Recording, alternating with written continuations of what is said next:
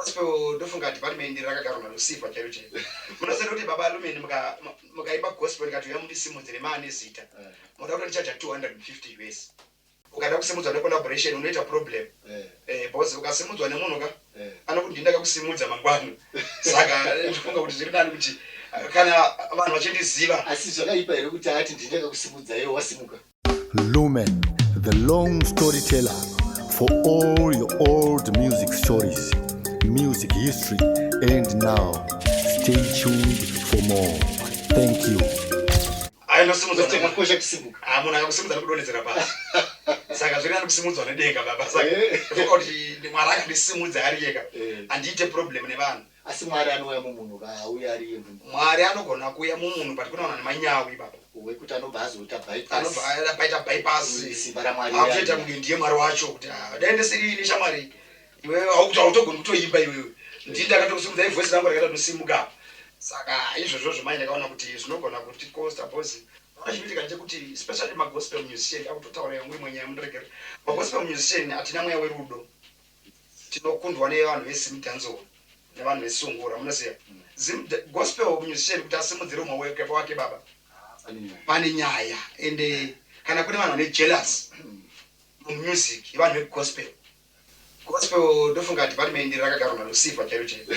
Munosema kuti baba alumeni mukaipa gospel ikati yamundisimudzire mane zita. Munoda kuti ndichacha 250 US. Kuti munhu anenge ane mbiri. Pamwe nyaya inenge iripo ndekuti pamwe munhu anenge achiti inini I've worked very hard and I've sacrificed a lot of money and effort. Saka kana iwewe uchida kuti ungouya ungosukujambira muchitima changu chakutomhanya kudhara chakufamba ichi.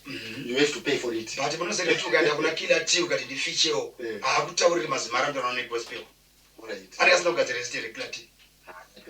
Ukatarisa macollaboration atona nana Macheso nana Freeman nana iona kila tea vanoita macollaboration vachibatsirana vanozwana but isusu magospel musicians tega kuti simudzirane baba ihondo.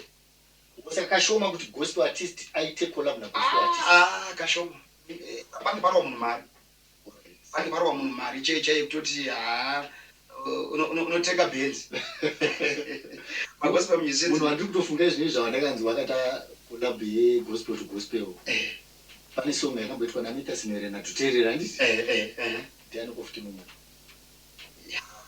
Lucas Moyo akata nani? Bishop Matende. Shoma vananyowanda shoma baba zvinenge ndokunge matova akaukama une umwe ushamwari wakatosimbisisa but ushamwari wacho ukama wacho imari futi imari ushamwari noukama haungowiwa apostle tasara kusvika kuti bukoma blessing shuma ndokumbero featuring nemi usina lingi havanotokodza kuti baba makabata 300 here the danger iripo ndeyekuti voice rake ranoisaka haise voice zve 2 minutes ka 1 minute or 30 seconds atoenda. Asi have you tried it?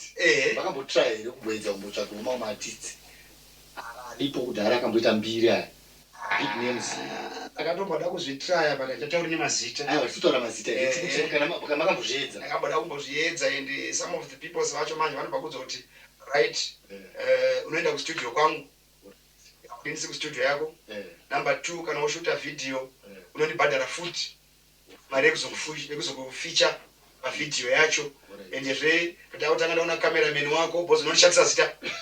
Saka unoti mitemo yacho gumire mutemo uri ukazokuti unoda kusimudza munhu ari kutambudzika ka auchaupa maconditions ari very tough kutoda 1500 nakutamburawo iwo kuda kutodya naye akutambura wachona iye. Saka ndakaona kuti vanhu vachandisimudza kana nguva yakwana kuti ndizvozvo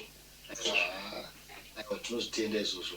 So what's your advice kuvapana vamwe vari kusimukawo bosi kune magospel artist vamakomana vari kudii kusimukawo bosi vamwe tinoti kazhinji vafana vazhinji vanoti pakasangana nabig artist bosi ine I've worked with some other big artists anobva achika kuti makadiko mukoma iyi music yedu ndoifana singade but ndachikumbura kuti ndizoitawo chi collab neni vamwe vanongopedzera ngoti aiwa taura namanager wangu ndizvobva zvangonoperera kupi ikoko.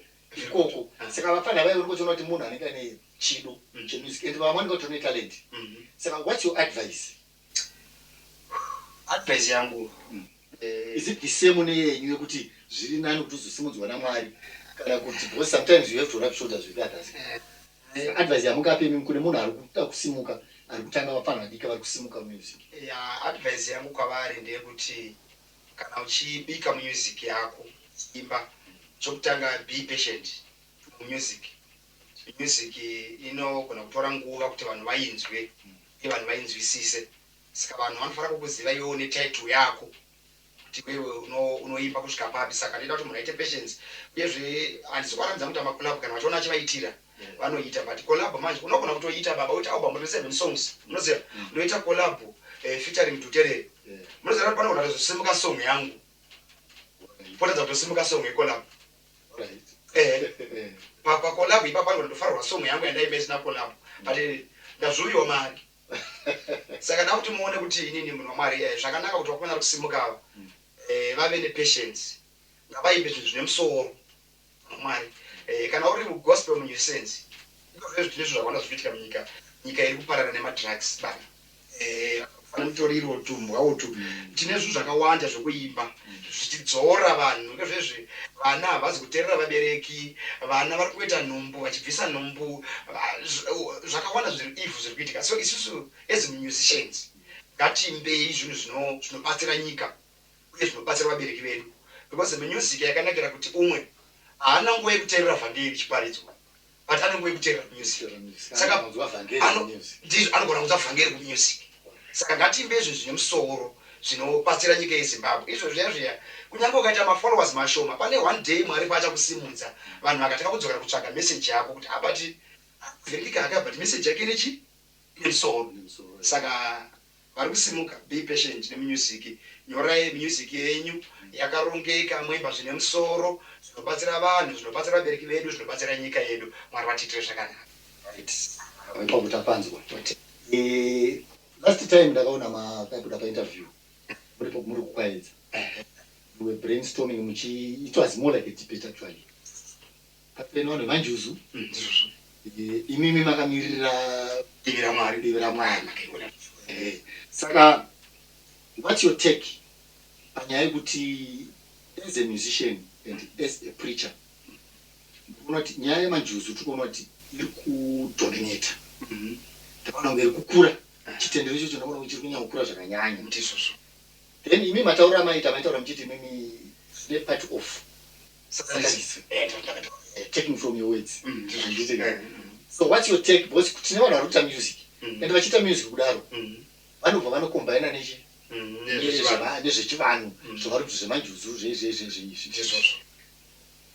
What's your take on that one? Can you revisit that? Yeah, maita zvakanaka mandidzorera kunyaya yandakambotsanangurei zvikuru.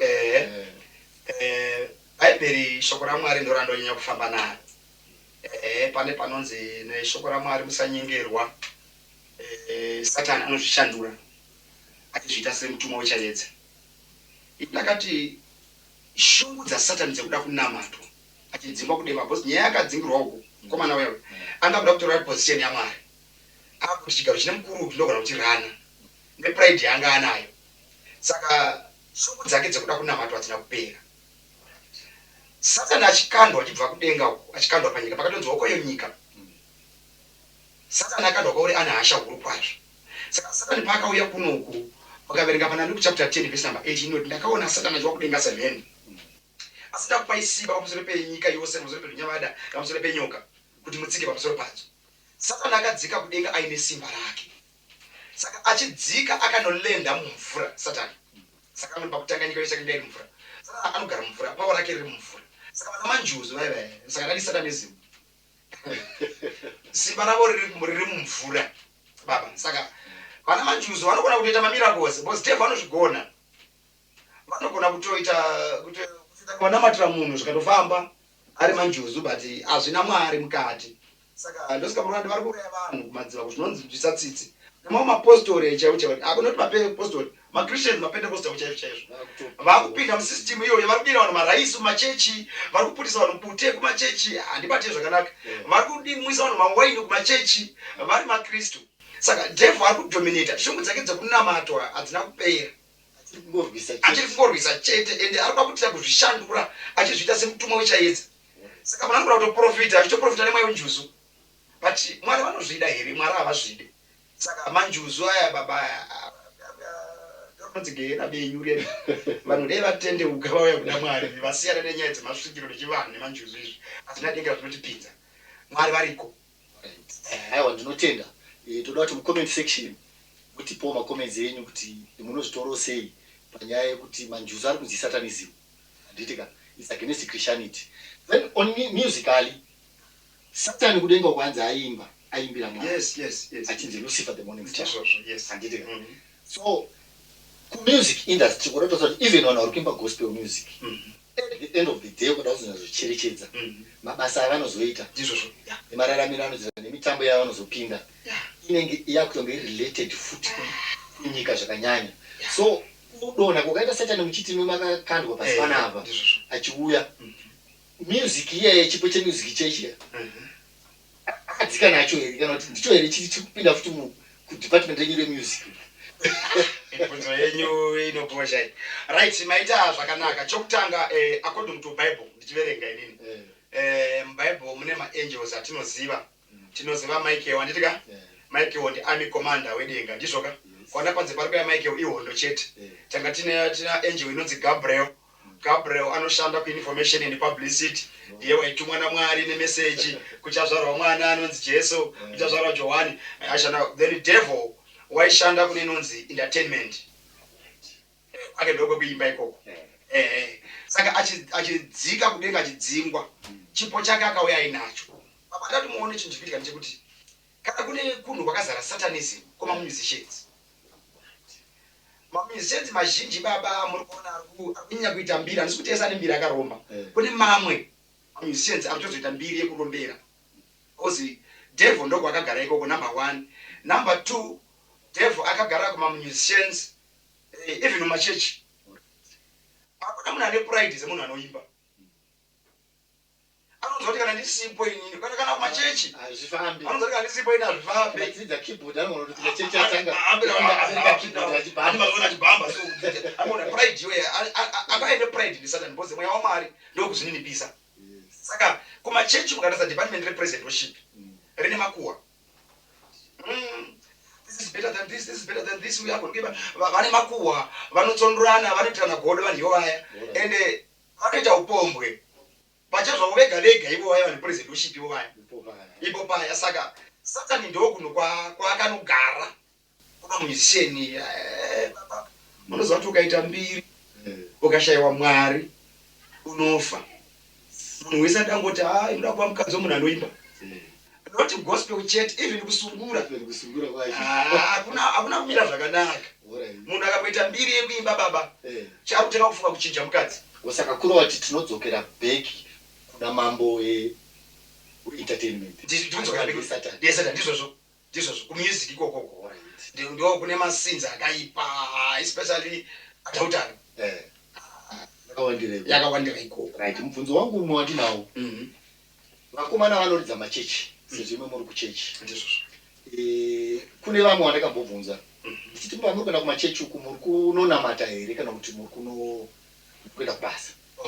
Namba zhinji yakati inini kana ndisingabhadharwe pachechi ipapo handiridze toenda kwatinobhadharwa.